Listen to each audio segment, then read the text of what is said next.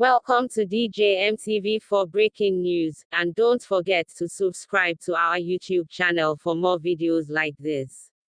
The Federal High Court in Port Harcourt, Rivers State rubbished this suit, giving Obaseki the chance to contest in the primaries.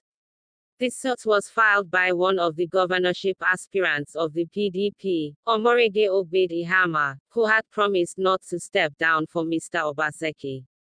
He prayed an injunction should be placed on the primaries. However, the presiding judge, iyamu, did not grant that prayer. He asked that the motion seeking to prevent Mr. Obaseki be served on the defendants, including Mr. Obaseki, via newspaper publication. The NWC member, who pleaded anonymity when this medium sought his reaction on Tuesday, said the online report got it wrong, arguing that what was said was that both parties should attend the court today, wed, for hearing on the matter. He said, "It is either the reporter had little knowledge of reporting judiciary or he deliberately set out to mislead Nigerians." What Justice Emmanuel Adema-Obile said was that both parties, Ogbeide-Ihama, Obaseki, PDP, and others, should return to the court on wed for the determination of the motion. The learned justice asked that the motion be served Obaseki and other parties via a newspaper publication.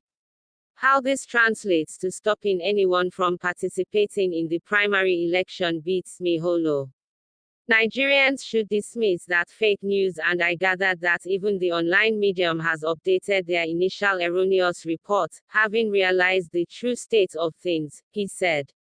When contacted for his reaction, the PDP national chairman, Prince Uche Secondus, declined to comment on the issue, noting that the matter was before the court.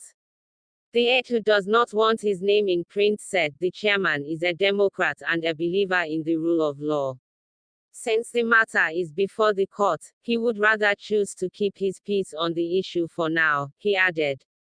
Ogbeide-Ihama, Chairman House Committee on Culture and Tourism, had advanced reasons to stop Governor Obaseki from participating in the delegate election, including the much publicized certificate scandals, not obtaining his nomination forms within the timeline stipulated for the exercise, among others.